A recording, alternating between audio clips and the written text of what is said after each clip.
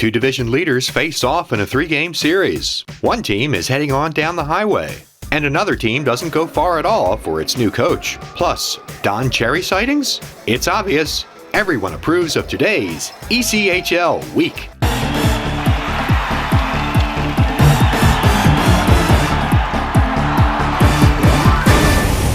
Hi, welcome to another edition of ECHL Week, coming to you from the Huntington Center in Toledo, Ohio, home of the Toledo Walleye. And it's tribute to Don Cherry night. What do you think?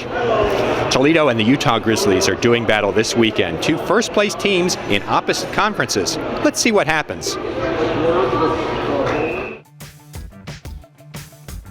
The first ever meeting between Utah and Toledo was a bit of a feeling out process until Alex Krushelnyski of the Grizzlies and Tyler Maxwell of the Walleye traded power play goals in the second half of the first period. Early in the second period, Toledo's A.J. Jenks took advantage of another power play and put the hosts in the lead. But before that period was over, Utah's Charles Sarot tied the game again. About 5.5 minutes remained in the game when Shane Birschbach got some help as his shot off a rebound went in off a Utah defender for his 13th goal of the season. Jeff Lurg was sharp in the Walleye net. He recorded 28 saves. Round 1 to Toledo. Game 2 was outstanding entertainment. A standing room only crowd of 8,300 packed the Huntington Center to see the Don Cherry-inspired jerseys and saw Josh McDonald put the Grizzlies on the board first with a power play goal. Austin Withrich and Rouse Freebergs tied the game with goals a minute and a half apart. Toledo then took its first lead early in the third period on a goal by Evan Rankin, his fourth goal in just 6 games in a Walleye uniform this season.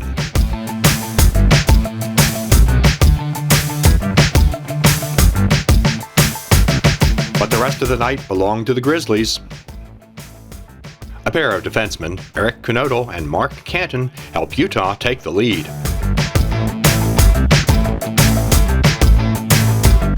Barry Almeida put the game away with an empty netter.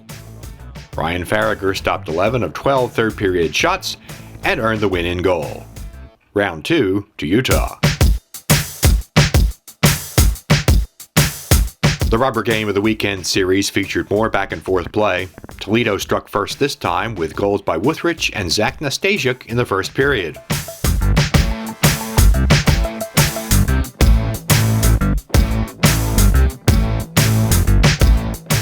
But a shorthanded goal by T.J. Seiner, who had just left the penalty box, and a 2-man advantage marker by Krushelnyski within the span of 2.5 minutes knotted the score and was more evidence of a couple of evenly matched teams. The third period, though, showed Toledo had more left in the tank after 3 games in 48 hours. Michael Leone gave the Walleye the lead for good about 6.5 minutes in. Rookie Tyler Sakura's 10th goal gave Toledo some breathing room, and Tyler Maxwell iced the game with a goal into an empty net. All in all, it was some fine hockey from a couple of the better teams in the league and a good measuring stick. And so our guys handled very well. We played a really good third period. All lines contributed. Great weekend, great series win. And what I told our guys, we want this game to harden ourselves up for playoff type games later in the season. I think it's a little different, different battle. Two different teams going at each other. We don't see them very often, so it's a little different mentality here coming out to play these guys, and it was fun. It's good competition. That's what you want. You want to play against the best teams in the league, and that's what we had tonight. As a goaltender, that's your job. You have to make probably 1 or 2 big saves throughout the penalty kill. We're shorthanded, so there's going to be a guy open or an open opportunity. And overall, for our season, we want to get better. Our numbers aren't as good as they were last year, but a tough goal against them in the 5-on-3. But other than that, we had a pretty solid weekend. Hi, this is Jonathan Parker of the Allen Americans, and you're watching ECHL Week. There's also news coming out of Evansville this past week. The team announced that starting next season, it will play in Owensboro, Kentucky, about 25 miles southeast of Evansville. We lucked out. We were able to find, it just kind of came to us after we kind of went into an impasse in negotiations a few weeks ago. We have an arena in Owensboro, Kentucky, which Owensboro is, the last 3 years, has been the fastest growing city in the state of Kentucky. We have a lot of fans, a lot of people we love. They've been good supporters, and they love their Icemen. More big news out of the Eastern Conference as this week the Wheeling Nailers have named a new head coach. Every one of them came up to me, shook my hand, and said they were happy and they're ready to get to work. And I've had texts from guys today all up in the American League, Torcado, all those guys have touched base with me, and we don't know if those guys are coming back, but if they do, they're ready to go and they're excited about the opportunity. So, like I said, it's a group that has had my back, and I'm pretty lucky to be able to have them behind me, supporting me. Highlights of a West Division battle and a look ahead toward the ECHL's second Hockey Heritage Weekend, when ECHL Week continues.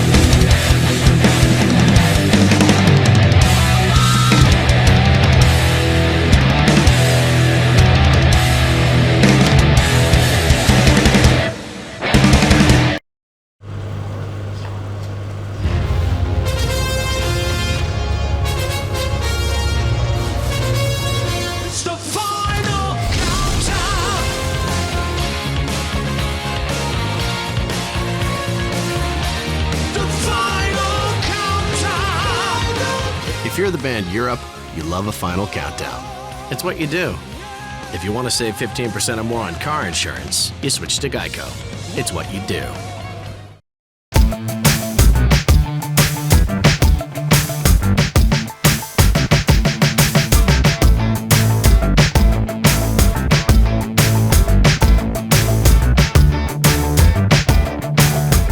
Hi, this is Jack Downing of the Cincinnati Cyclones, and you can tweet me at jdowns21.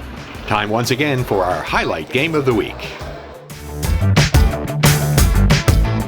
And it comes to Peter McIntyre, sent up in a neutral ice, that's Davatilla. Davatilla hands off to Mardo, jumping in on the play. He's got a man to beat in Murata, and he scores.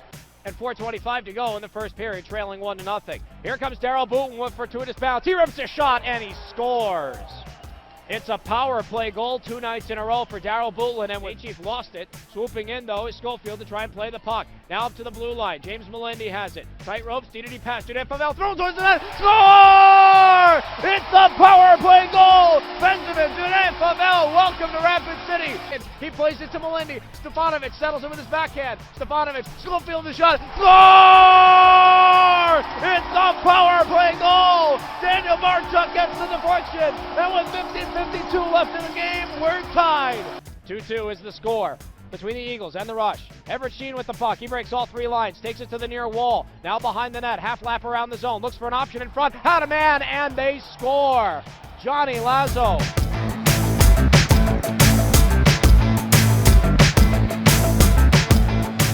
This is Spencer Carberry of the South Carolina Stingrays, and you're watching ECHL Week. The ECHL will induct 3 new members into its Hall of Fame in early February. In connection with that, the second Hockey Heritage Weekend will take place, featuring 2 games between the Toledo Walleye and Kalamazoo Wings. Let's hear from some of the participants. We're going to have a Stanley Cup tour right after the NHL All-Star Game in Nashville, and then as the week progresses in Kalamazoo, there's going to be Hockey Hall of Fame exhibits from Toronto. They're going to erect a mobile exhibit at Wings Event Center in Kalamazoo. There's going to be 2 games, the ECHL Hall of Fame luncheon where the official induction will take place. It's just going to be a terrific event. It's very exciting to be in a showcase weekend, respecting the league, representing the league. It's exciting for our guys to know the history of the league, and there's a long history of it. We have Nick Vitucci around all the time, and Nick's in the Hall of Fame. He understands the history of it, and it's very exciting for our guys. So I think guys would respect the opportunity not only to be showcased in the league, but to play in front of those guys, the Hall of Fame guys, to be in the luncheon, to see guys that went through exactly what these guys did back in the day. I think it'll be exciting for our team and organization. You look at the past of what's happened, and we were fortunate enough to be on that first ever outdoor game with Toledo outside in front of 14,000 fans last year, and then this year we're getting to host because our organization did a great job in putting a bid in to host Hockey Heritage, and they put a lot of work and a lot of time in to get this great event to come to Kalamazoo to showcase not just our organization, not just our facility, but the whole city of Kalamazoo and what we represent. And there's going to be a past, present, future theme for that week. It's going to be super exciting. I think the specialty jerseys for both nights. I think we're doing a throwback jersey on the Friday night, and then a futuristic jersey on the Saturday night. And then obviously the huge highlight is the fact that the Stanley Cup will be there on the Monday and the Tuesday right before those games, and getting a ticket to those games gets you an opportunity to see that. I definitely won't touch it, but I'll be looking forward to taking a peek at it again.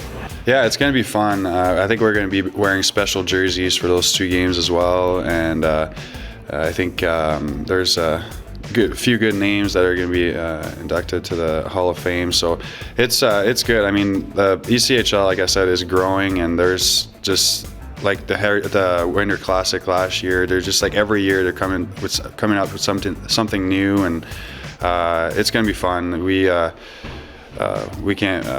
look forward to it for sure. That wraps up another edition of ECHL Week on Don Cherry Jersey Night from Toledo, Ohio. Thanks for watching. We leave you tonight with a look at the auction of some of the Don Cherry jerseys worn tonight by the Toledo Walleye. See you next time.